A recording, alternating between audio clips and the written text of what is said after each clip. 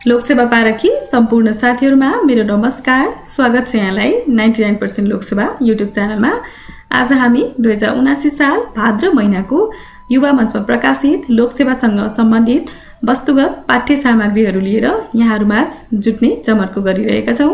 हाम्रो च्यानलमा विगतका महिनाको युवा मञ्चको भिडियोहरू पनि रहेका छन्।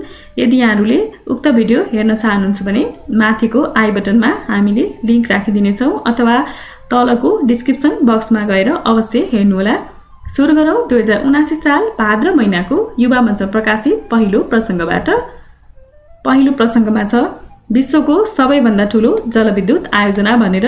विश्वको सबैभन्दा ठूलो जलविद्युत आयोजना 3 गर्जेस जलविद्युत आयोजना हो। उक्त आयोजना चीनमा रहेको छ। चीनको याङजे नदीमा निर्मित यस जलविद्युत उत्पादन केन्द्रको विद्युत उत्पादन क्षमता 22,500 मेगावाट रहेको छ भने विश्वको दोस्रो ठूलो जलविद्युत आयोजना ब्राजिल र प्याराग्वेको सिमानामा बग्ने पराना नदीमा निर्मित इटाइपी हाइड्रोइलेक्ट्रिक पावर प्लान्ट हो। उक्त पावर प्लान्टको उत्पादन क्षमता 14,000 मेगावाट रहेको छ। अर्को सन्दर्भ छ एयर क्वालिटी इन्डेक्स भनेर। विश्व स्वास्थ्य संगठनका अनुसार वातावरणीय स्वच्छताका हिसाबले एयर क्वालिटी इन्डेक्स 50 AQI भन्दा तल हुनु पर्दछ। विश्व स्वास्थ्य संगठनले 50 AQI भन्दा तल भएको अवस्थालाई स्तरीय मानेको छ, तर नेपाल सरकारले भने त्यसलाई 100 मुनि निर्धारण गरेको छ। अर्थात AQI 100 सम्मको अवस्थालाई नेपाल सरकारले सामान्य मानेको छ। अर्को सन्दर्भ छ मञ्जुश्रीको प्रस्तर मूर्ति बारे। मञ्जुश्रीको 33 फिट अग्लो प्रस्तर मूर्ति काठमाडौँ चोभारमा निर्माण गरिएको छ। 100 टन तौलको सो मूर्ति नेपालकै सबैभन्दा अग्लो प्रस्तर मूर्ति हो। ललितपुरका कलाकार चन्द्रश्याम डंगोलको नेतृत्वमा उनी सहित 8 कलाकारद्वारा 8 वर्ष लगाई यो मूर्ति तयार गरिएको थियो। यो मूर्ति 13 वटा ढुङ्गाहरू जोडेर बनाइएको छ। अर्को सन्दर्भ छ लोनली प्लानेटको। लोनली प्लानेटको स्थापना सन् 1972 मा भएको थियो। पर्यटन क्षेत्रसँग सम्बन्धित यस संस्थाको संस्थापक टोनी व्हीलर र मोरिन व्हीलर हुन्। हरेक वर्ष पर्यटकीय क्षेत्रको सूची प्रकाशन गर्ने यस संस्थाले पर्यटन सम्बन्धी पुस्तकहरू, गाइडबुकहरू तथा श्रव्य दृश्य सामग्रीको उत्पादन तथा बिक्री वितरण गर्ने गरेको छ। यसको मुख्यालय अस्ट्रेलियाको मेलबर्नमा रहेको छ भने शाखा कार्यालयहरू लन्डन, बेजिङ र नयाँ दिल्लीमा रहेका छन्। अर्को सन्दर्भ छ नेपालको अद्यावधिक नक्साको अंग्रेजी संस्करण भनेर। नेपालको अद्यावधिक नक्साको अंग्रेजी संस्करण विक्रम सम्वत 2077 को श्रावण 30 मा स्वीकृत गरिएको थियो। अंग्रेजी संस्करणको नक्सा प्रकाशन भएसँगै संयुक्त राष्ट्रसंघ कूटनीतिक नियोग तथा समग्र अन्तर्राष्ट्रिय जगतमा पठाउन पनि बाटो खुलेको छ। विगतमा विभिन्न कारणले छुट्न पुगेको लिम्पियाधुरा, लिपुलेख, कालापानी सहितको नक्सा 2077 को जेठमा प्रकाशन गरिएको थियो। अर्को सन्दर्भ छ ई पासपोर्टको। सरकारले विद्युतीय राहदानी अर्थात ई पासपोर्ट विक्रम सम्वत 2078 को मंसिर 1 गतेदेखि प्रयोगमा ल्याउन थालेको छ। हाल प्रचलनमा रहेको मेसिन रिडेबल पासपोर्ट अर्थात MRP लाई विस्थापन गर्ने लक्ष्य सहित ई पासपोर्ट प्रयोगमा ल्याइएको बताइएको छ। शताब्दी पुरुष संस्कृतिविद सत्यमोहन जोशीलाई पहिलो ई पासपोर्ट प्रदान गरिएको थियो। अर्को सन्दर्भ छ छापाखानाको सुरुवात सम्बन्धी। नेपालमा छापाखानाको सुरुवात विक्रम सम्वत 1908 देखि भएको थियो। राणा प्रधानमन्त्री जंगबहादुर बेलायतबाट फर्किदा यो प्रेस ल्याएका थिए। प्रेसको शिरमा गिद्धको चित्र भएकाले यसलाई गिद्धे प्रेस भनिएको थियो। यस प्रेसलाई थापाथली दरबारमा जडान गरिएको थियो। अर्को सन्दर्भ छ मालपोत कार्यालयमा अनलाइन प्रणाली भनेर। देशभरिका मालपोत कार्यालयमा अनलाइन प्रणाली विक्रम सम्वत 2078 को असार 23 देखि लागू गरिएको थियो। 6 वर्ष अघि अर्थात 2072 को श्रावण 25 मा मालपोत कार्यालय कलंकीबाट सुरु भएको भू अभिलेख सूचना व्यवस्थापन प्रणाली असार 23 देखि 126 वटै मालपोत कार्यालयमा लागू भएको छ।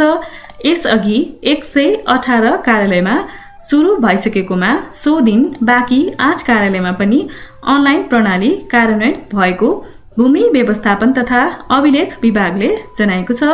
कागजी प्रक्रियामा चल्दै आएको मालपोत कार्यालय अनलाइन प्रणालीमा गएसँगै मालपोत प्रशासन डिजिटल युगमा प्रवेश गरेको छ। यो प्रणाली सुरु भए पश्चात नै सर्वसाधारणले आफ्नो घर जग्गाको विवरण मोबाइल एपमै हेर्न सक्नेछन्। घर जग्गाको विवरणमा क्षेत्रफल, सन्धिया, रोकवा, राजस्व लगायतका विषयहरू हेर्न पाइनेछ। देशभरका मालपोत कार्यालयमा लागू गरिएका अनलाइन सेवा प्रणालीबाट अब यस कार्यालयको सेवा छिटो, छरितो, पारदर्शी र विश्वसनीय भएको छ। अर्को सन्दर्भ छ ओलम्पिक कमिटीको मोटोबारे। इन्टरनेसनल ओलम्पिक कमिटीको मोटो चेन्ज गरेर फास्टर, हायर, स्ट्रङ्गर टुगेदर तय गरिएको छ। उक्त मोटो 2021 को जुलाई 20 मा तय गरिएको थियो।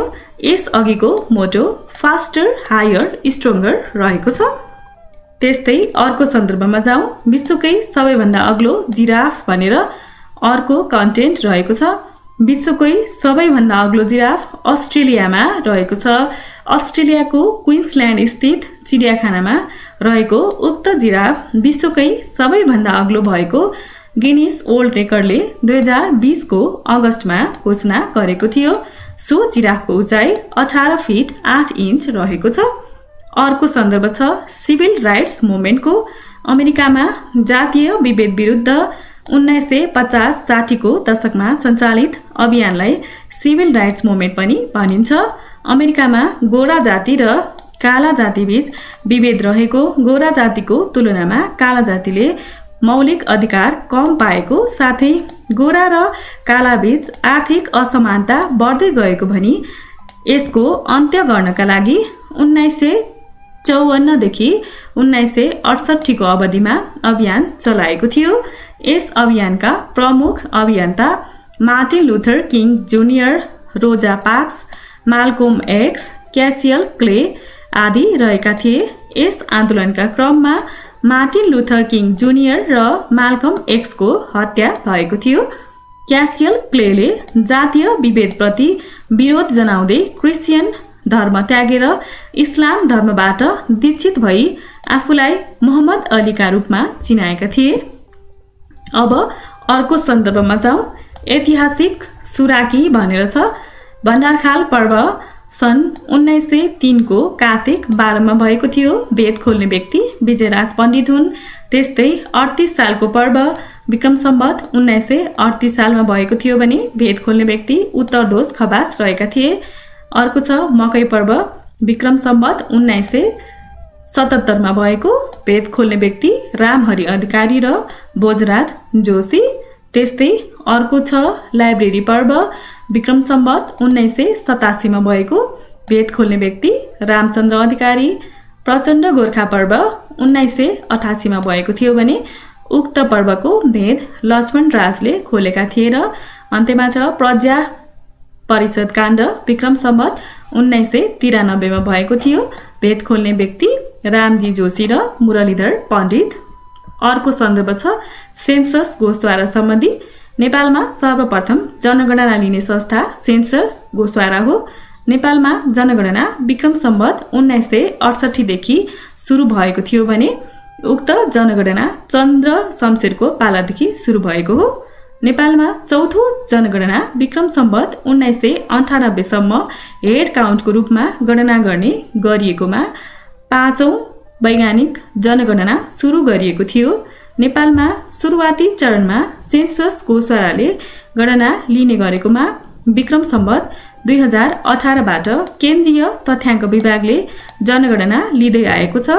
विक्रम सम्वत 2028 बाट जनगणनामा कम्प्युटरको प्रयोग गर्न थालेको थियो। अब जानिराखौं भनेर यहाँ विभिन्न सन्दर्भहरू दिएको छ। पहिलो छ एफटीटीएच को पूरा रूप फाइबर टु द होम हो। नेपाल टेलिकमले द्रुत गतिको इन्टरनेट सेवा FTTH को शुभारम्भ। विक्रम सम्वत 2076 को भदौ 23 गते रूपन्देही जिल्लाको गौडहवा गाउँपालिका स्थित सूर्यपुरा बजारमा गरेको थियो। एउटै प्राणीमा भाले र पोथी दुवै अङ्ग हुने जीव गडेउला हो। अर्को छ सामवेदलाई संगीत शास्त्रको मूल वेद पनि भनिन्छ। अर्को पोइन्टमा छ नेपालसँग दौत्य सम्बन्ध कायम भएको अन्तिम सार्क राष्ट्र भुटान हो। अर्को छ असफल तारा भनेर चिनिने ग्रह अरुण हो। त्यस्तै संयुक्त राष्ट्र संघको बडापत्रमा सन् 1945 जुन 26 मा सैन फ्रान्सिस्कोमा हस्ताक्षर भएको हो। रोबोटको पूरा रूप rocket burn emergency radio transmitter रहेको छ। त्यस्तै अर्को पोइन्ट छ सूर्यमा सबैभन्दा बढी हाइड्रोजन ग्यास रहेको छ। पृथ्वी सूर्यबाट नजिक रहेको अवस्थालाई पेरिहेलियन भनिन्छ भने टाढा रहेको अवस्थालाई एपहेलियन भनिन्छ। अर्को पोइन्ट छ नेपालमा चिया दिवस विक्रम सम्वत 2054 को वैशाख 1 गतेदेखि मनाउन थालिएको थियो। नेपालको कुल अन्तर्राष्ट्रिय सिमाना 2926 किलोमिटर रहेको छ। त्यस्तै अर्को छ खतराको अवस्थामा रहेको दोलखा जिल्लाको छोरोल्पा ताल संरक्षणमा सहयोग गर्ने राष्ट्र नेदरल्यान्ड हो। अनिवार्य तथा निशुल्क शिक्षा ऐन 2075 अनुसार माध्यमिक शिक्षा भन्नाले कक्षा 9 देखि कक्षा 12 सम्म वा सो सरहको शिक्षा भन्ने बुझिन्छ। त्यस्तै अर्को छ धौबादी फलाम खानी लिमिटेडको स्थापना विक्रम सम्वत 2076 को पुस 16 मा भएको थियो। गण्डकी प्रदेशको नवलपुर स्थित धौबादीमा सो उद्योग स्थापना गरिएको हो।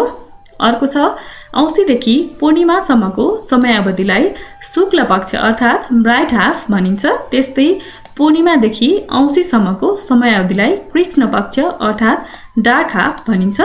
शुक्ल पक्षमा चन्द्रमाको उज्यालो भाग क्रमशः बढ्दै जान्छ भने कृष्ण पक्षमा चन्द्रमाको उज्यालो भाग क्रमशः घट्दै जाने गर्दछ।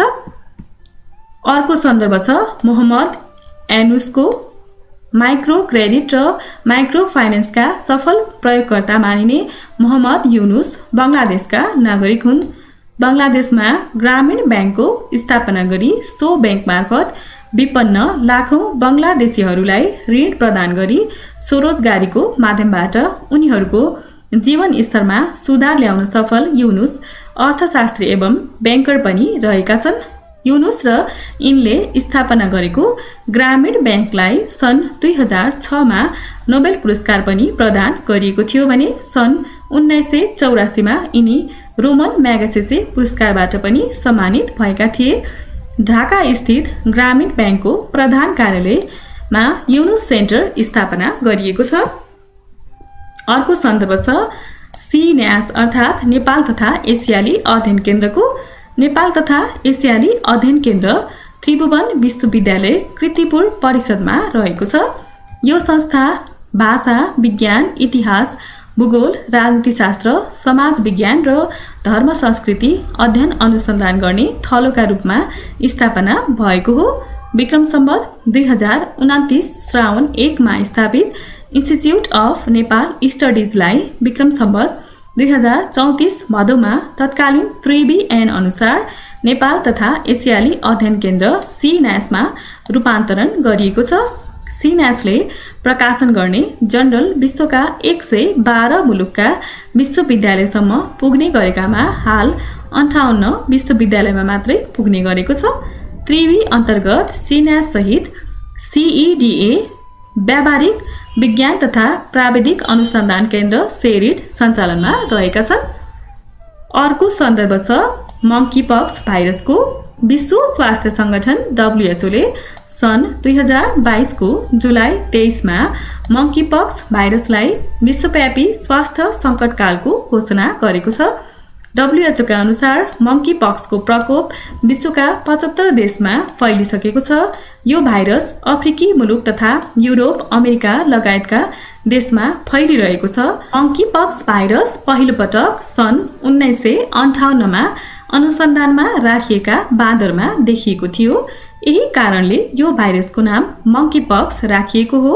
मंकी पक्स बाँदरबाट मान्छेमा सर्ने रोग भए पनि पछिल्लो समय मान्छेबाट मान्छेमा संक्रमण फैलिरहेको WHO ले जनाएको छ। भाइरस संक्रमण भएको कम्तीमा 3 सातापछि लक्षण देखिने र अधिकांश संक्रमितले आफू संक्रमित भएको पनि थाहा नपाउने हुँदा जोखिम बढ्ने अनुमान गरिएको छ। अर्को सन्दर्भ छ नहर तथा जियोलोजी अड्डाको। नेपालमा भौगोलिक अध्ययन एवं खानी अन्वेषणका लागि विक्रम सम्वत 1986 मा सर्वप्रथम नहर तथा जियोलोजी अड्डाको स्थापना गरिएको थियो। नहर तथा जियोलोजी अड्डालाई विक्रम सम्वत 1979 मा खानी अड्डा र विक्रम सम्वत 2024 मा भौगोलिक सर्वेक्षण विभाग बनाइएको थियो। त्यस्तै 2033 मा सो विभागलाई खानी तथा भूगर्भ विभाग नामाकरण गरिएको छ। अर्को सन्दर्भ छ प्रथम ग्रेजुएट सिभिल इन्जिनियर सम्बन्धी। नेपालका प्रथम ग्रेजुएट सिभिल इन्जिनियर दिल्ली जंग थापा हुन्।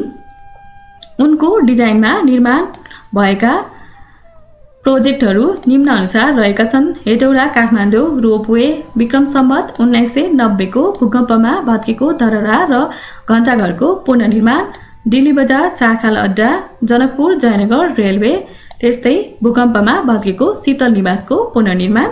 यिनकै नामबाट काठमाडौँ स्थित दिल्ली बजारको नामाकरण गरिएको थियो।